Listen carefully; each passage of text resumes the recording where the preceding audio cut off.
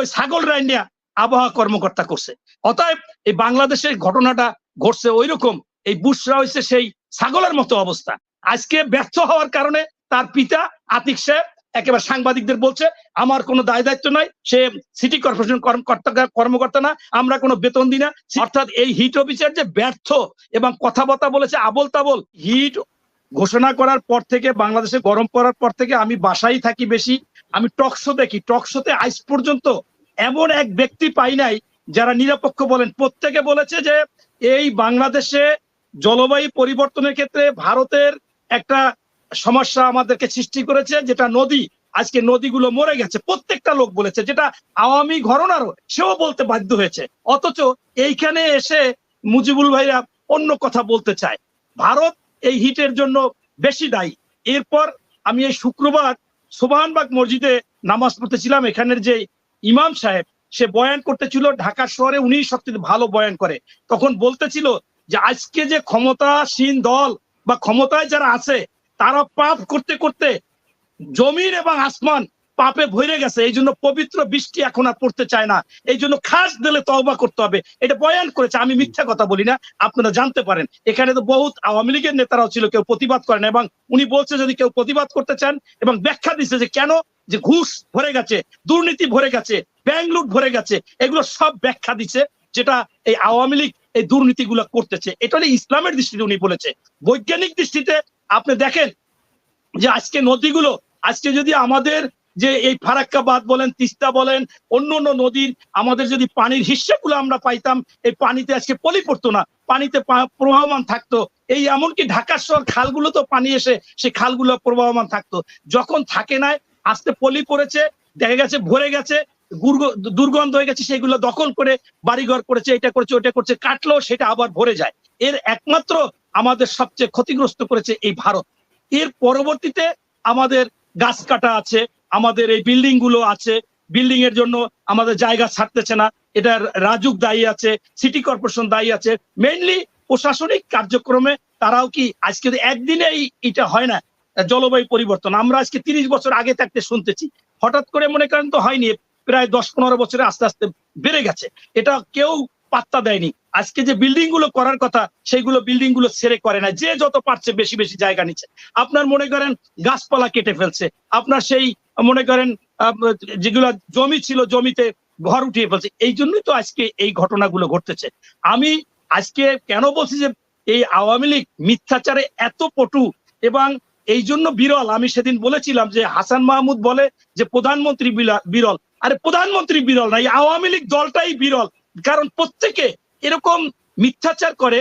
যে আপনি দেখেন এই আতিক সাহেব যখন নিয়োগ দিচ্ছে তখন বলছে যে উনি নিজে বলেছিল যে সিটি কর্পোরেশনের উত্তরের প্রধান হিট অফিসার ওনার মেয়ে বুশরা।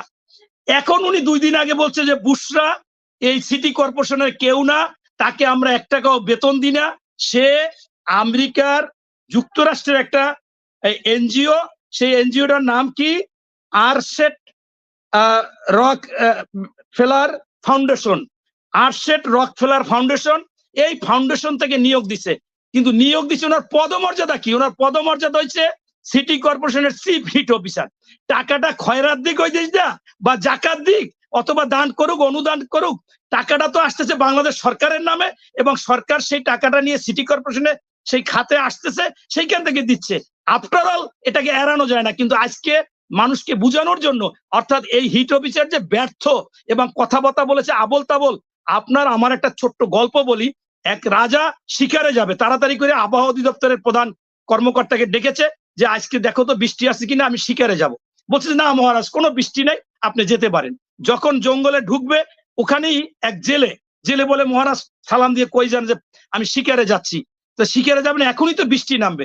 বলে কি বলেন, বৃষ্টি নামবে? আপনি কি বেশি বুঝেন? খুব ধমক দিয়েছে, চলে গেছে। আসলেই তখনই বৃষ্টি নামছে। নামার পর সে রাজ্যে ফিরে আসে, ওই আবহাওয়া কর্মকর্তাকে বাদ দিয়ে ওই জেলেকে এনে আবহাওয়া কর্মকর্তা করেছে। করার পরে উনি তো এখন কিছু বোঝে না, বলে যে মহারাজ আমি তো আবহাওয়া সম্পর্কে বুঝি না। তা তুমি বুঝলা কেমনে যে বৃষ্টি হবে? আর বৃষ্টিও হলো। বলছে মহারাজ আমার কোনো তো এটা না, এটা আমার একটা ছাগল আছে, ওই ছাগলটা বৃষ্টি হওয়ার 10-15 মিনিট আগে প্রস্রাব করে। তো এই জন্য আমি দেখলাম যে ঘন ঘন প্রস্রাব করছে, এই জন্য আমি মনে করছি যে বৃষ্টি হবে, এবং হইছো। তখন ওনারাও বাদ দিয়ে ওই ছাগল রাইনিয়া আবহাওয়া কর্মকর্তা করছে। অতএব এই বাংলাদেশের ঘটনাটা ঘটছে ওই রকম, এই বুশরা হয়েছে সেই ছাগলের মতো অবস্থা। আজকে ব্যর্থ হওয়ার কারণে তার পিতা আতিক সাহেব একেবারে সাংবাদিকদের বলছে আমার কোনো দায় দায়িত্ব নাই, সে সিটি কর্পোরেশন কর্মকর্তা না, আমরা কোনো বেতন দিই না, সিটি কর্পোরেশনের সাথে সম্পর্ক নাই। এই কথা কখন বলে? যখন এই একটা মিথ্যাকে বারবার সত্য বানাইতে চায় এবং যখন সে ব্যর্থ হয়। এটাই হলো সত্য কথা। আপনার এই যে বিষয়গুলো এখানে আমাদের হিট বলেন যা বলেন সবকিছু দায় দায়িত্ব সরকারের আগেই পলিসি থাকবে, আগেই তারা দেখবে। এইটা মনে করেন আজকে 10 বছর ওনারা 16 বছর ক্ষমতায় আছে। আপনার যদি এই আগে থাকতে আজকে আপনি ঢাকা শহরে যাবেন, গেলে দেখবেন যে বিল্ডিং গুলো 1 ইঞ্চি ফাঁকা রাখে নাই। একটা বিল্ডিং ছাড়ার কথা 50%, সেখানে ছাড়ছে 5%। এরপর 5% ছাইরে আবার অন্যরকম দখল করে নিছে। এরপর আবার মনে করেন যে এই গাছগুলো কাটতেছে, কোনো অ্যাকশন নাই। আজ পর্যন্ত মামলা হইলে মামলা নিচ্ছে না, আজকে মামলাও নাই। যে গাছগুলো অবৈধভাবে যে কেটেছে, এই খাল দখল করছে, কারা দখল করছে? একেবারে ক্ষমতাসীন। আপনি সার্চ দিবেন, এখন আমি কেবল সার্চ দিলাম যে সরকারি জায়গা দখল করে, খাল দখল করে, বাড়ি সব আওয়ামী লীগের নেতা, আওয়ামী লীগের চেয়ারম্যান, আওয়ামী লীগের অমুক তমুক সব দখল করে বসে আছে। কিন্তু যার কারণে এখানে কোনো পদক্ষেপ নিতে পারে না বা নেয়নি বা নিবে না। কারণ নিবে না কেন? আর তাদের অবৈধ ভাবে তাদের তো কাইটে কুইটে এরাই ক্ষমতায় রাখে, এরাই তো ভোট কাটে, এরাই তো এবারে লাইন ধরিয়া ভোট ভিতরে যাই দেয়, লাইন ধরাই লোক থাকে। যার কারণে এই সরকার কোনো পদক্ষেপ নেয় না।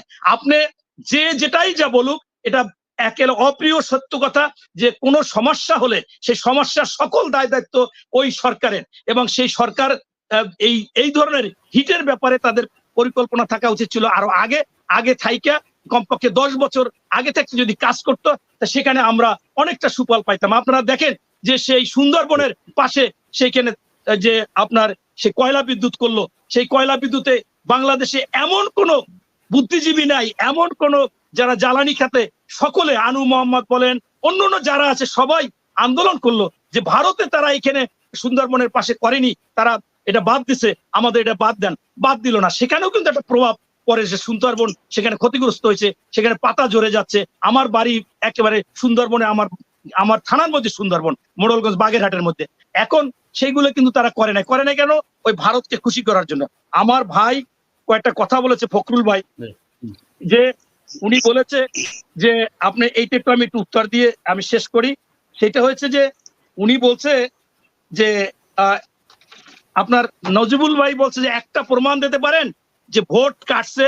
আরে ভাই, 29শে ডিসেম্বর বিবিসি একেবারে বলেছে এবং বলছে এইখানে এই ভোট কাট, এই ঢুকাইছে, এই ভোট ঢুকাইছে, এই ভোট ঢুকাইছে। বিবিসি, সেই বিবিসি কমপক্ষে 100টা সেন্টারের কথা বলেছে। আপনারা বিবিসির নামে মামলা করেন না কেন? তারা তো সেইটা কিভাবে পাইলো আগের দিন, সেটা করেন না। আপনার দলের লোকজন মহাজোটের রাশেদ খান মেনন চিৎকার করে বলছে যে আমিও নির্বাচিত না, ভোট কেটে দিনের ভোট রাতে হয়েছে, আমার প্রধানমন্ত্রী শেখ হাসিনা সহ কোনো আওয়ামী লীগের নাই।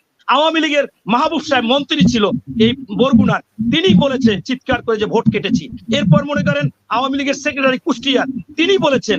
এরপর মনে করেন এই আপনার ওই ভূমি মন্ত্রী ছিল, যে পুলিশের একটা সমাবেশে বলেছে আপনারা ভোট কেটেছেন বিদায়। কমপক্ষে আমার কাছে 50টা ভিডিও অডিও আছে, পুলিশ বলেছে যে কেউ ভোট দিতে জানে, আমরা ভোট কেটে ঢুকাইছি। এবং এরপর আর কি প্রমাণ চান? আনোয়ার হোসেন মঞ্জু বলেছে, যমুনা টিভি লাইভও দেখেন নাই নাজিমুল ভাই, যমুনা টিভি লাইভও দেখেন নাই। এরপর কি বলতে চাচ্ছেন? আপনার লজ্জা লাগে না যে এরকম আপনার এই নির্বাচনে ইউরোপীয় ইউনিয়ন, যেখানে আমার ফখরুল ভাই আছেন, সেই ইউরোপীয় ইউনিয়নের যতগুলো দেশ, তারা বলছে যে ভোট হয়নি, অংশগ্রহণমূলক নির্বাচন হয় নাই, জনগণ ভোট দিতে আসে নাই, 5% ভোট পড়ছে। এরপরও ছোটখাটো দেশ দিয়ে বিবৃতি আইনা, এইটা লজ্জা লাগে না?